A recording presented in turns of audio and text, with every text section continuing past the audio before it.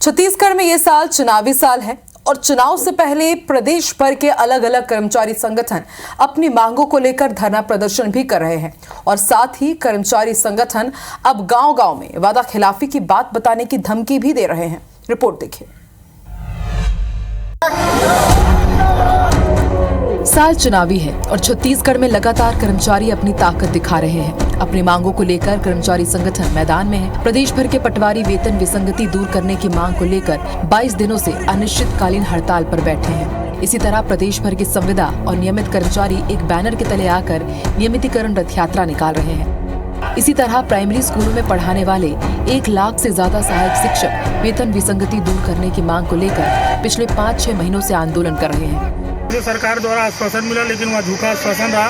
इससे नाराज होकर प्रदेश के 1,09,000 सहायक शिक्षक, प्रधान पाठक और शिक्षक जो हैं, जिनका प्रमोशन हुआ, नाराज होकर हम लोग जो है 3 चरणों में आंदोलन करने जा रहे हैं। कुछ ना कुछ कोई ना कोई मामले सामने आ रहे हैं, तो आगे भी अगर ऐसा कोई मामला आएगा उसके लिए भी प्रतीकात्मक रूप से युवा मोर्चा जनता के बीच में जाएगी और अपना प्रदर्शन करेगी। यानी सरकारी कर्मचारियों को बड़ा तबका सरकार से नाराज बैठा है। हालांकि कांग्रेस विधायक कहते हैं कि उनकी सरकार ने मांग पूरी की है।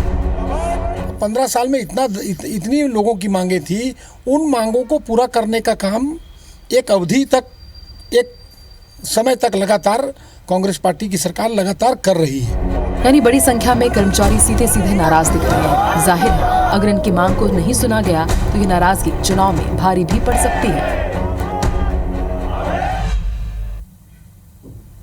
तो सवाल उठता है कि आखिर कर्मचारियों के इन प्रदर्शन के मायने क्या है। आइए इसे रिकॉर्ड करते हैं। चुनावी साल यानी मांगे पूरी कराने का सबसे अनुकूल अवसर है। चुनावी दौर में प्रेशर ग्रुप सबसे ज्यादा सक्रिय होते हैं। कर्मचारी संगठन प्रभावी दबाव समूह के रूप में काम करते हैं। वो विलंबित मांगों को पूरा कराने के अवसर के रूप में इस वक्त को देख रहे हैं। उनमें नाराजगी है क्योंकि मौजूदा सरकार उनसे चर्चा के लिए आसानी से तैयार नहीं दिखती, क्योंकि छत्तीसगढ़ में एक मजबूत सरकार है। सरकार की छवि जनता को लेकर चलने वाली सरकार की है। ये सरकार अच्छे जनाधार की वजह से तत्काल दबाव में नहीं आती। पहले आमतौर पर मान मनोबल जल्दी हो जाता था। कर्मचारी अपनी ताकत दिखाना चाहते हैं, सरकार अपनी जाहिर है, इसलिए टकराव की स्थिति बनी हुई है।